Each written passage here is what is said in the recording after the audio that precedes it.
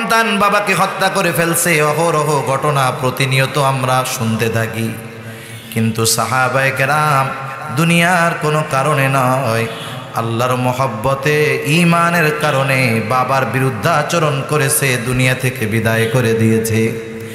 কাফেররা কথা বলা শুরু করেছে, দেখছো কেমন কাজ, বাপরেও ছাড় দেয় নাই। দুনিয়ার মানুষের চোখে হয়তো বিষয়টা খারাপ লাগতে পারে, কিন্তু যে এই কাজটা করছে তার অন্তরের মধ্যে বিষয়টা কি আছে দুনিয়ার কেউ না জানলেও জানেন যিনি, তিনি কে? আল্লাহ তাআলা জানে যে কোন কারণে আবু উবাইদা তার বাবার বিরুদ্ধে এরকম অস্ত্র ধারণ করছে। দুনিয়ার মানুষের সব সমালোচনার জবাব আল্লাহ তাআলা একটা আয়াত নাজিল করে দিয়ে দিয়েছেন। সুবহানাল্লাহ। আল্লাহ রাব্বুল আলামিন এই ঘটনা সহ আরো কয়েকটা ঘটনাকে কেন্দ্র করে আল্লাহ তাআলা আয়াত নাজিল করলেন, লা তাজিদু কওমান ইউমিনুনা বিল্লাহি ওয়াল ইয়াউমিল আখির ইওয়াদুনা মান হাদ্দাল্লাহা ওয়া রাসূলাহু ওয়ালাউ কানু আবাআহুম আও আবনাআহুম আও ইখওয়ানাহুম আও আশীরাতাহুম উলাইকা কাতাবা ফি কুলুবিহিমুল ঈমান ওয়া আইয়াদাহুম বিরূহিম মিনহু ওয়া ইউদখিলুহুম জান্নাতিন তাজরি মিন তাহতিহাল আনহারু খালিদিনা ফিহা রাদিয়াল্লাহু আনহুম ওয়া রাদু আনহু উলাইকা হিজবুল্লাহ আলা ইন্না হিজবাল্লাহি হুমুল মুফলিহুন।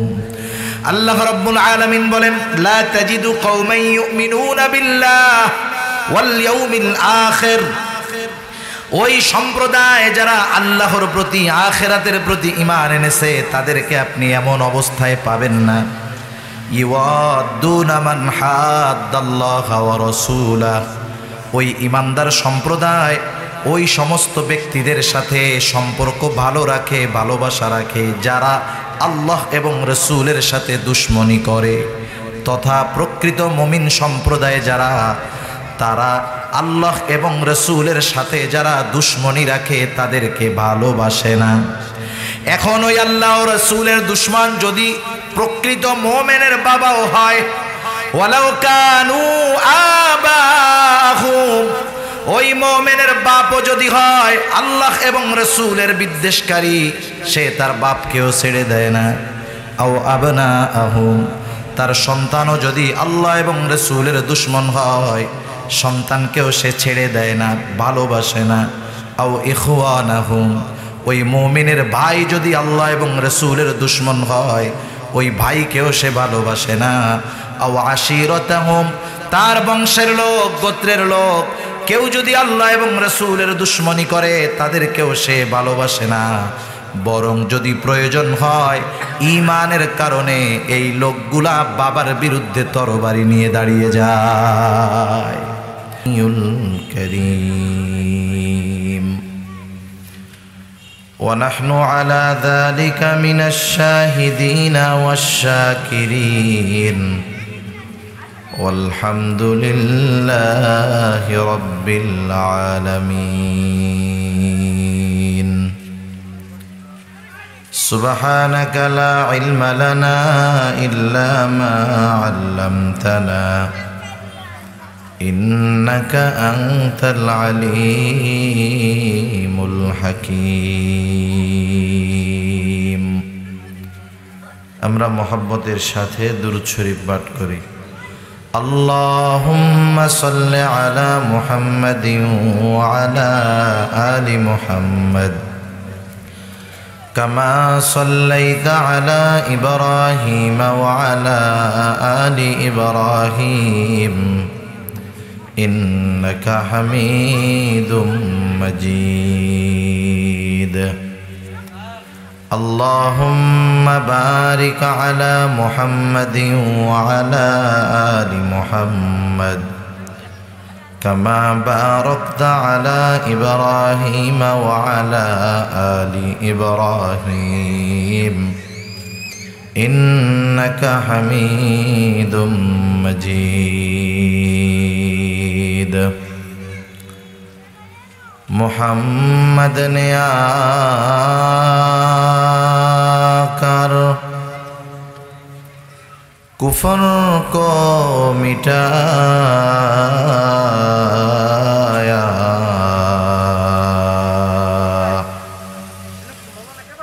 कुफर को मिटाकर सदाकत को बताया।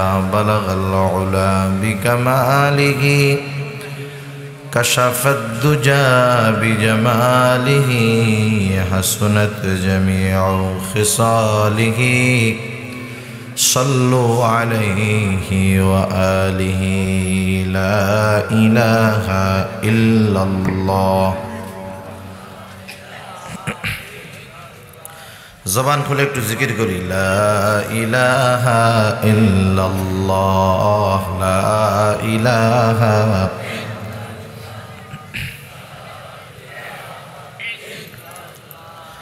لا إله إلا الله، لا إله إلا الله، لا إله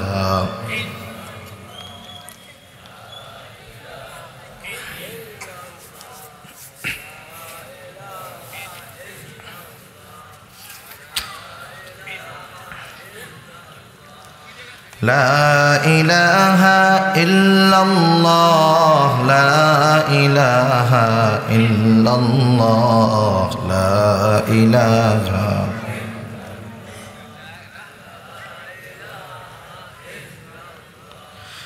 لا إله إلا الله محمد رسول الله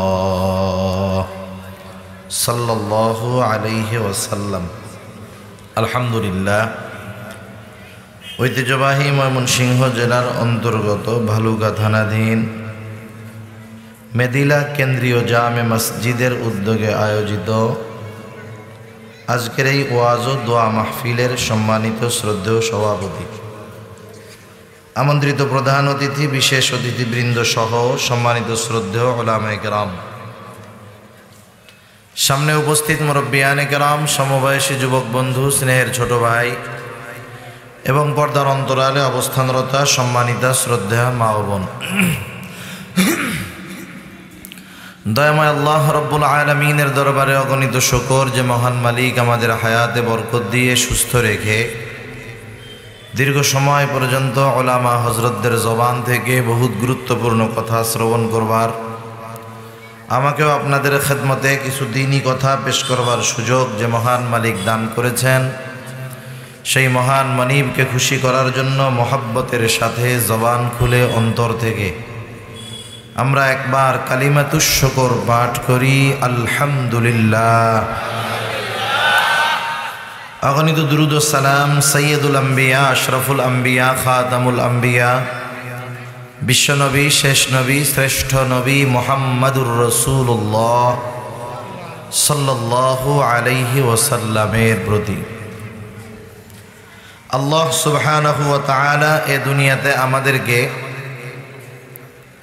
চাইলে চতুষ্পদ জানোয়ার করে, জঙ্গলের হিংস্র প্রাণী করে, রাস্তার কুকুর করে আল্লাহ তাআলা চাইলে আমাদেরকে সৃষ্টি করতে পারতেন, কিন্তু আল্লাহ সুবহানাহু ওয়া তাআলা মেহেরবানি করে, দয়া করে, মায়া করে সৃষ্টির শ্রেষ্ঠ জীব মানুষ হিসাবে আল্লাহ তাআলা আমাদেরকে দুনিয়াতে পাঠিয়েছেন। আমরা মানুষ, মানুষ হলো সৃষ্টির শ্রেষ্ঠ জীব। আল্লাহ তাআলা বলেন ওয়ালাকাদ কাররামনা বানি আদম, আমি বানি আদমকে সবচাইতে সম্মানিত করেছি। সুবহানাল্লাহ। এখন প্রশ্ন হতে পারে, মানুষ হলেই কি সে সম্মানিত? একটা জিনিস সাধারণত আমরা জানি, যেই খাবারটা খাইতে মজা ওইটা পচলে সবচাইতে বেশি খারাপ হয়। বিরিয়ানি মজার এক খাবার না? বলেন তো, এই বিরিয়ানি যদি পচে যায়, নষ্ট হয়ে যায়, খাওয়ার উপায় থাকে? ভাত যদি কোনো মতে পয়সাও যায়, 15-20 ধোয়া দিয়া হইলেও মরিচ পেঁয়াজ ডইলা খাওয়া যায়, ঠিক না? কিন্তু বিরিয়ানি যদি পচে যায়, খাওয়া তো বহুত দূরের কথা, ওর গন্ধও শোকা যায় না। মানুষ পরিপূর্ণ সম্মান অর্জন তখনই করতে পারে মানুষ যখন এই দুনিয়াতে আল্লাহ সুবহানাহু ওয়া তাআলার বিধিনিষেধ, আল্লাহ সুবহানাহু ওয়া তাআলার আদেশ নিষেধ অনুযায়ী তার জীবনকে পরিচালিত করে, ঠিক কিনা বলেন? এজন্য মানুষ দামি হওয়ার জন্য সবচাইতে প্রথম যেই জিনিসটা দরকার, এটার নাম হলো ঈমান। একটা মানুষ সে যদি সমাজের মধ্যে সবচাইতে গরিব হয়, সবচেয়ে নিম্ন বংশের হয়, সবচাইতে অসুন্দর হয় দেখতে, 2 হাত পা চোখ যদি নাও থাকে, কিন্তু লোকটা ইমানদার মুমিন, এই লোকটার দাম একজন সুন্দর সুদর্শন বংশীয় সম্ভ্রান্ত টাকা পয়সাওয়ালা বেঈমানের চাইতে কোটি কোটি গুণ বেশি, ঠিক কিনা বলেন? তাহলে মানুষ দামি হয় ঈমানের কারণে। আল্লাহ সুবহানাহু ওয়া তাআলা আমাদেরকে সেই দামি ঈমানটা বিনা চাওয়ায় প্রদান করেছেন। আমরা বলি আলহামদুলিল্লাহ। আমরা এখানে যারা আছি আমরা তো সবাই মুমিন, ঠিক না? মুমিন। আমরা যেহেতু ঈমান এনেছি, আল্লাহ সুবহানাহু ওয়া তাআলা আমাদেরকে ঈমানের মতো দৌলত দান করেছেন, আমরাও খুশি। এই ঈমানের কিছু দাবি আছে, সেই দাবি অনুযায়ী যদি দুনিয়াতে মানুষ জীবন পরিচালিত করতে পারে, তাহলে ওই মানুষটা সফলকাম হয়, চিরস্থায়ী জান্নাতের মালিক সে হয়ে যায়। সুবহানাল্লাহ। ঈমানের অনেক দাবি। আমি সেই মুমিনের ঈমানের দাবি থেকে একটা আয়াত, তার অংশ আরো একটা আয়াত আমি আপনাদের খেদমতে তিলাওয়াত করেছি। রাসূল আকরাম সাল্লাল্লাহু আলাইহি ওয়াসাল্লামের অগণিত হাদিস থেকে 2টা হাদিস আপনাদের খেদমতে পেশ করেছি। অল্প সময় আল্লাহ তাআলার কাছে তৌফিক চাই, আল্লাহ সুবহানাহু ওয়া তাআলা আমাকে কিছু কথা আপনাদের খেদমতে পেশ করার তৌফিক দেন, যে কথাগুলো আমাদের সবার দুনিয়া এবং আখিরাতের জন্য কল্যাণকর হয়। সকলে বলি আমিন।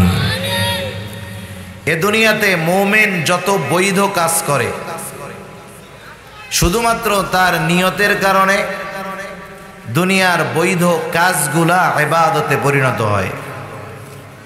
কেমনে?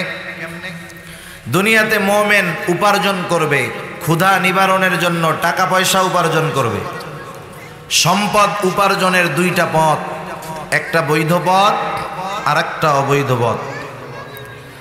কোন মুমিন যদি 5 ওয়াক্ত নামাজ যথাযথভাবে আদায় করে, সাথে সাথে হালাল উপার্জনের নিয়তে হালাল কাজ করে, বৈধ কাজ করে, হালাল উপার্জনের নিয়তে যখন সে বৈধ কোনো কাজ করে, এই হালাল উপার্জনের নিয়ত করার কারণে তার বৈধ কাজটা তার আমল নামায় ইবাদত বলে গণ্য হয়ে যায়। তাহলে দেখেন, কৃষি কাজ করতেছে, যদি নিয়ত করে 5 ওয়াক্ত নামাজ পড়ে, আর যদি নিয়ত করে আল্লাহ আমি হালাল উপার্জনের উদ্দেশ্যে এই কৃষি কাজ করতেছি, এ কাজ তার ইবাদত, সওয়াব হবে। রিক্সা চালায়, ভ্যান চালায়, অটো চালায়, দোকানদারি করে, এগুলো সব দুনিয়াবি কাজ, ঠিক না? এই দুনিয়াবি কাজ অবৈধ যেগুলা নয়, ইমানদার যদি শুধু নিয়ত ঠিক রেখে করে, তাহলে এই কাজগুলা তার আমল নামায় ইবাদত বলে যোগ হয়। সুবহানাল্লাহ। দুনিয়ার প্রত্যেকটা বিষয় এমন।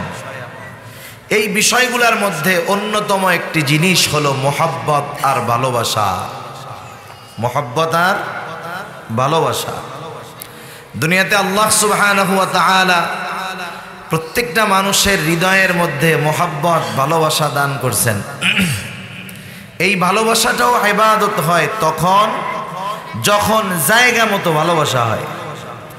এই ভালোবাসা পাপ হয়, গুনাহ হয়, কবিরা গুনাহ হয় তখন যখন এই ভালোবাসা অবৈধ জায়গায় ব্যবহার করা হয়, ঠিক কিনা বলেন? এ কথা বলাটার কারণ কি? আমরা তো মোমেন, বাংলাদেশে 92% মুসলমানের সন্তান। আজকে থেকে বিশ্বব্যাপী বিশ্ব পাপ শুরু হয়েছে, আপনারা জানেন না? বিশ্বকাপ নয়, এটা বিশ্ব পাপ। প্রত্যেকটা জিনিসের একটা লিমিটেশন আছে। আমাদের বাংলাদেশি এরা শুধু সমর্থক নয়, এরা হলো উন্মাদ। উন্মাদ বুঝেন?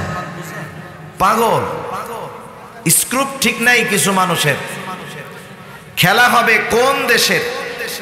ব্রাজিল, আর্জেন্টিনা, ফ্রান্স, কোন কোন দেশ খেলবে? ওরা জিতলেই বা এদের লাভ কি, হারলেই বা এদের লাভ কি? অথচ দেখেন বাজারে বাজারে, পাড়ায় পাড়ায়, এলাকায় এলাকায় এক দলের সমর্থক আর এক দলের বিরুদ্ধাচরণ করতেছে। কত জায়গায় মারামারি চলতেছে। এক দল 3 কিলোমিটার লম্বা পতাকা বানায়, আর এক দল 5 কিলোমিটার বানায়। মানুষ প্রতিযোগিতা দিয়ে গুনার কাজের দিকে অগ্রসর হচ্ছে। শুধু তাই না, একটু চিন্তা করে দেখেন, আজকে পর্যন্ত আমি খবরে পাইছি 5-7 জন মনে হয় হবে ওই ভিনদেশীদের পতাকা লাগাতে গিয়ে মৃত্যুবরণ করছে। কারেন্টে শর্ট খেয়ে মরছে, ছাদের থেকে পড়ে মরছে। এখনো মরা শেষ হয় নাই। কয়দিন পরে 2 দলের খেলা হবে। ওরা মাঠে ফুটবল খেলবে, আমাদের বাংলাদেশিরা মাঠের মধ্যে মারামারি করবে। আবার সমর্থন যেই দলের করে সেই দল যদি হাইরা যায়, গতবার ফুটবল বিশ্বকাপের শেষে যাদের পছন্দের দল হেরে যাওয়ার কারণে প্রায় 12 থেকে 14 জনের বেশি লোক হবে আত্মহত্যা করে মরছে। একটু চিন্তা করেন, এক বাংলাদেশ যারা ফুটবল বিশ্বকাপে অংশগ্রহণ করতে পারে না, ভিনদেশিরা খেলে, তাদের খেলাকে, সমর্থনকে কেন্দ্র করে আমাদের বাংলাদেশে 30, 40, 50 জন লোক প্রতি বিশ্বকাপের সময় মারা যায়, আত্মহত্যা করে, কারেন্টে পুড়ে মরে। আজীব এক দুনিয়া। আজকে আসার সময় দেখলাম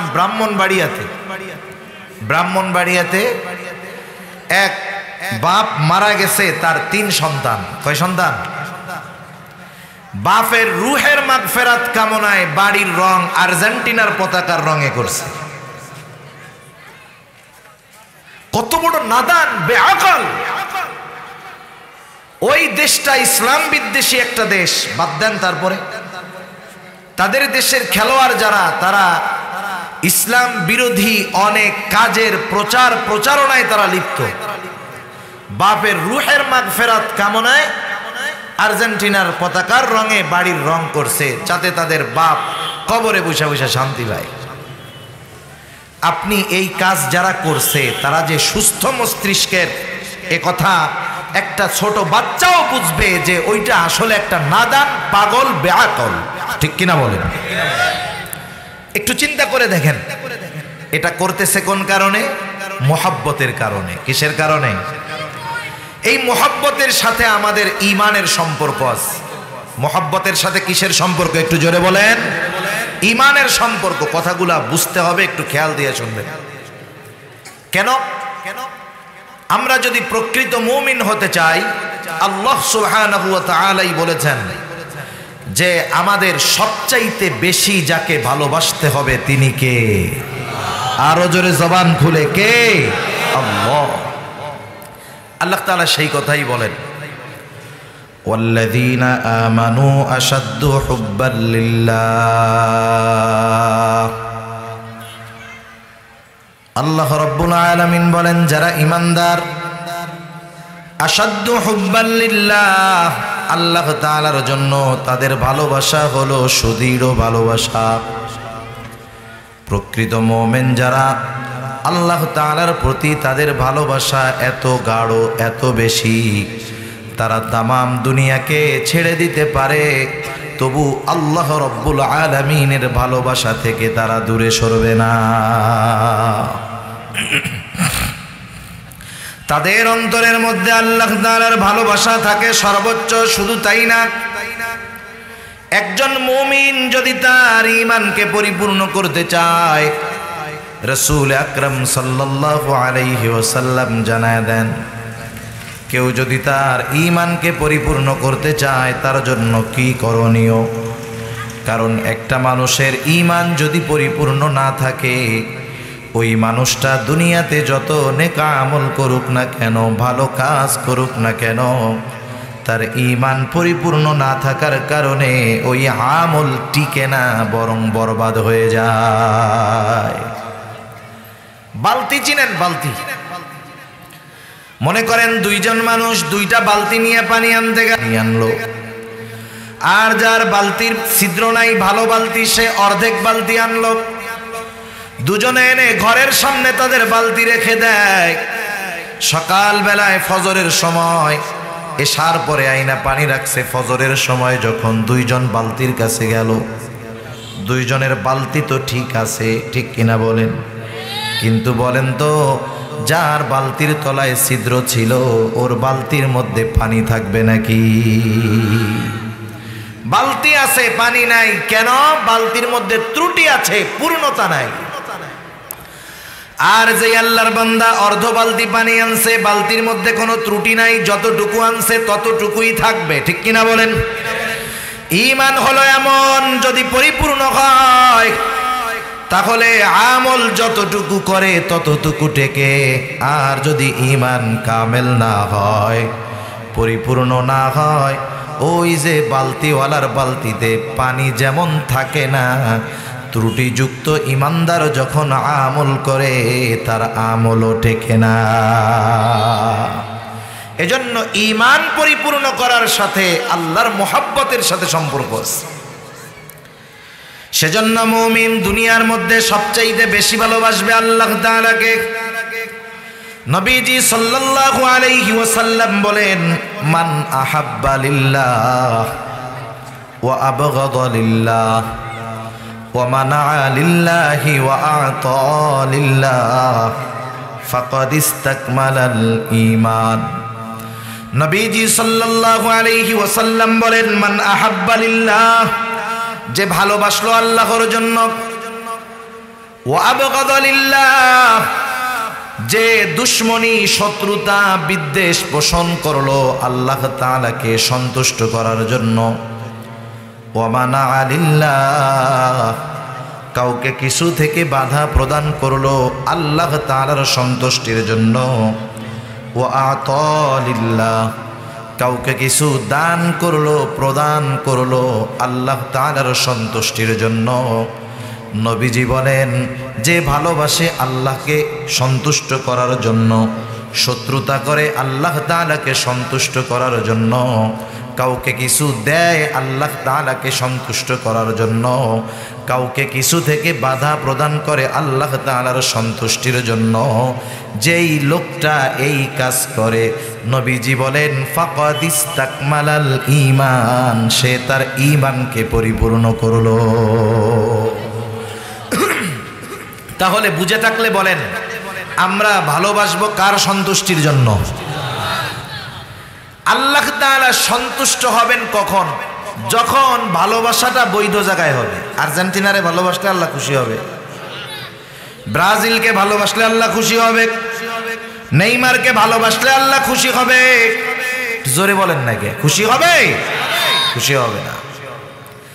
অবৈধ ভালোবাসা আল্লাহর জন্য বাসা যায় না।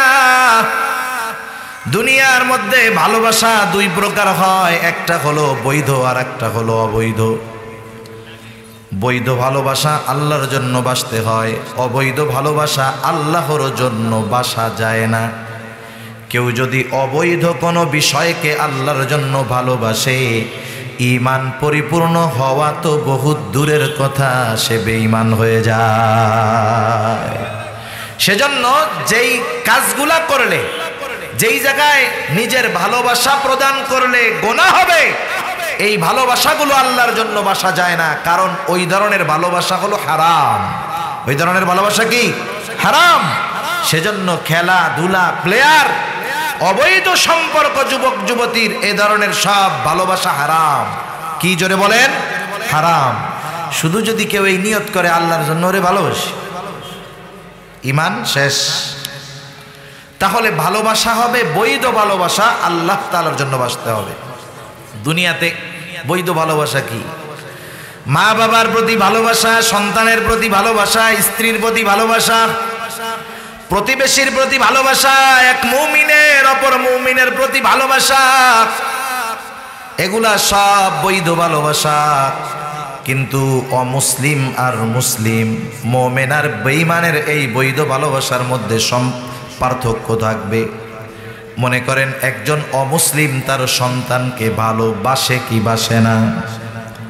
মুখ দিয়া কন, বাসে কি বাসে না? একজন অমুসলিম বেঈমান সে তার ছেলেকে ভালোবাসে, একজন ইমানদার সেও তার ছেলেকে ভালোবাসে, দুটোই বৈধ ভালোবাসা। তবে মুমিন দুনিয়ার এই বৈধ ভালোবাসাটাও আল্লাহ তাআলাকে সন্তুষ্ট করার জন্য বাসে। সে সন্তানকে ভালোবাসে কার সন্তুষ্টির জন্য বলেন তো? আল্লাহ তাআলার সন্তুষ্টির জন্য। স্ত্রীকে ভালোবাসে আল্লাহ তাআলাকে খুশি করার জন্য। এক মুমিনকে ভালোবাসে আল্লাহকে খুশি করার জন্য।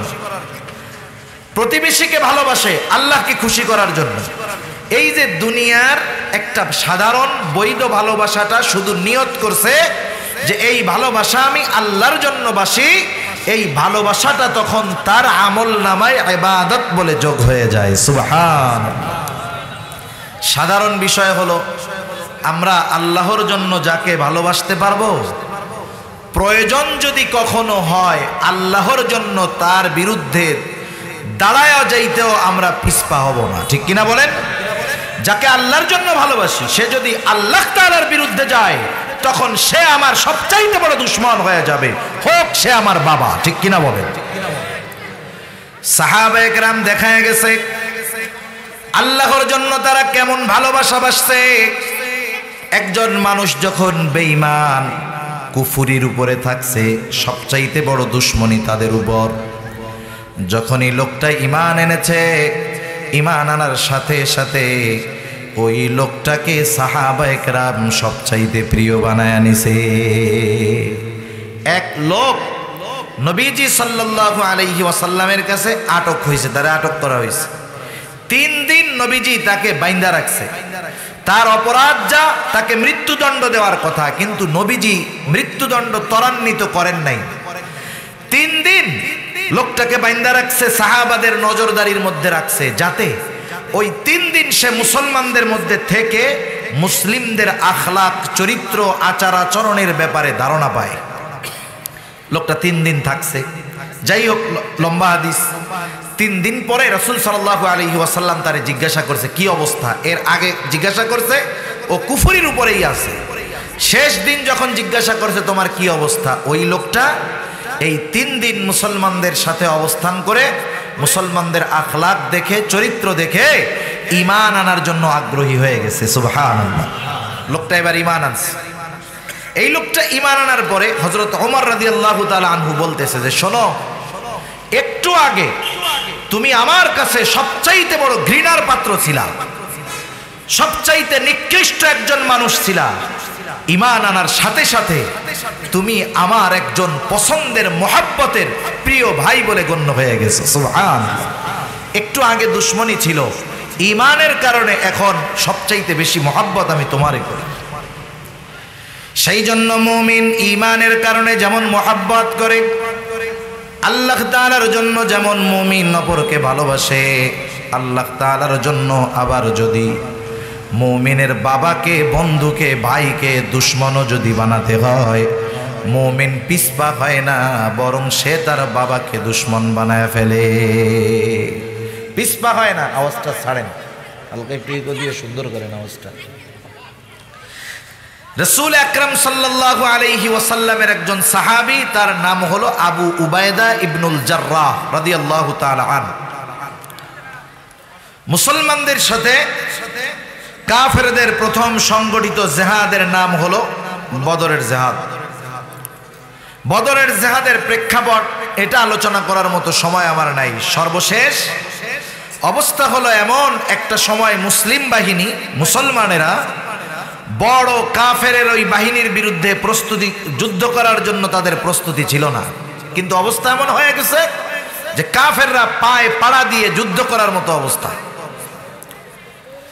কাফেররা যখন বদরের ময়দানে অবস্থান নিয়ে নিল, রাসূলুল্লাহ সাল্লাল্লাহু আলাইহি ওয়াসাল্লামের কাছে খবর পৌঁছায় গেল কাফেররা যুদ্ধ না করে তারা মদিনা ত্যাগ করবে না, তারা মুসলমানদের সাথে যুদ্ধ করবেই।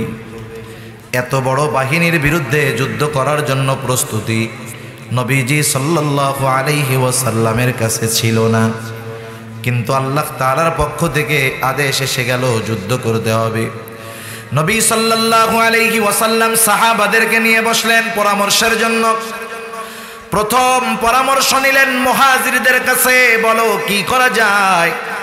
তোমরা তো ঈমানের জন্য মক্কায় সব কিছু ছেড়ে আসছো, আর যুদ্ধটা তো বাহিরের কোনো শত্রুর সাথে হবে না, কারণ তোমরা কেউ বাবার বিরুদ্ধে অস্ত্র ধারণ করবা, কেউ ভাইয়ের বিরুদ্ধে ধরবা, কেউ বন্ধুর বিরুদ্ধে, কেউ সন্তানের বিরুদ্ধে। তোমাদের মতামতটা কি? মুহাজির সাহাবীদের পক্ষ থেকে জবাব, ইয়া রাসূলুল্লাহ, ঈমানের জন্য সব কিছু ছেড়েছি, আমরা ঈমানের জন্য আমাদের জীবনটা দিতেও তৈয়ার। এবার রাসূলুল্লাহ সাল্লাল্লাহু আলাইহি ওয়াসাল্লাম আনসার সাহাবীদের মতামত চাইলেন।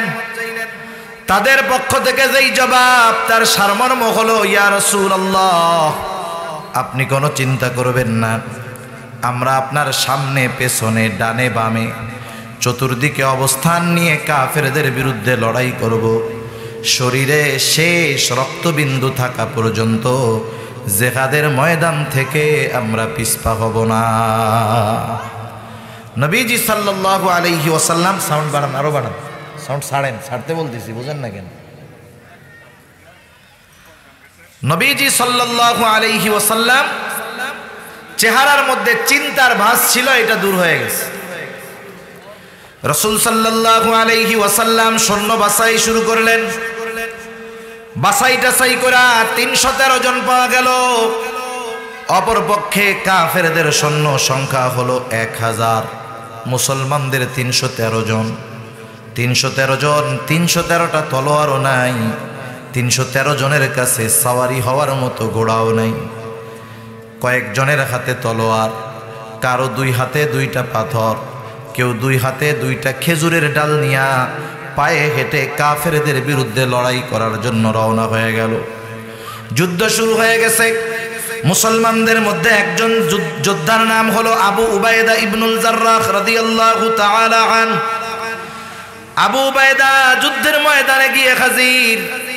আবু উবাইদা যায় দেখে তার বাবার নাম হলো জাররাহ, সাহাবীর মূল নাম হলো আবু উবাইদা, পিতার নাম হলো জাররাহ। আবু উবাইদা যুদ্ধের ময়দানে গিয়ে দেখে তার বাবা জাররাহ কাফেরদের পক্ষে মুসলমানদের বিপক্ষে যুদ্ধ করার জন্য চলে আসছে। ছেলে মুসলমানদের পক্ষে আর বাবা কাফেরদের পক্ষে। ছেলে মুসলমানদের পক্ষে, বাবা কাফেরদের পক্ষে যুদ্ধ করার জন্য আসছে। আবু উবাইদা চিন্তা করছে, যুদ্ধের ময়দান, বাবার মুখোমুখি হব না, সৈরা সৈরা যুদ্ধ করব, কারণ ইসলাম এত সুন্দর। মা বাবা যদি কাফের হয়, ইসলাম মা বাবার সাথে সদাচরণের আদেশ দেয়। সুবহানাল্লাহ। মা বাবা যদি সন্তানকে শিরক করতে বলে, সন্তানের এই অধিকার নাই যে মা বাবা শিরিক করতে বলছে এই জন্য মা বাবার উপরে চড়াও হবে, তাদেরকে কষ্ট দিবে, ধমক দিবে, এই অধিকার আল্লাহ তাআলা দেয় নাই। আল্লাহ তাআলা কোরআনুল কারীমের মধ্যে বলেন, ওয়া ইন জাহাদাকা আলা আন তুশরিকা বিমা লাইসা লাকা বিহি ইলমুন ফালা তুতি'হুমা ওয়া সাহিবহুমা ফিদ দুনিয়া মা'রুফা। আল্লাহ রাব্বুল আলামিন বলেন, তোমার মা বাবা যদি তোমাকে আমার সাথে শিরক করার জন্য জবরদস্তি করে, চাপ দেয়, শিরক হলো সবচাইতে বড় জঘন্য গুনাহ। আল্লাহ রাব্বুল আলামিন জানায় দেন, দুনিয়াতে কেউ যদি কোনো পাপ করে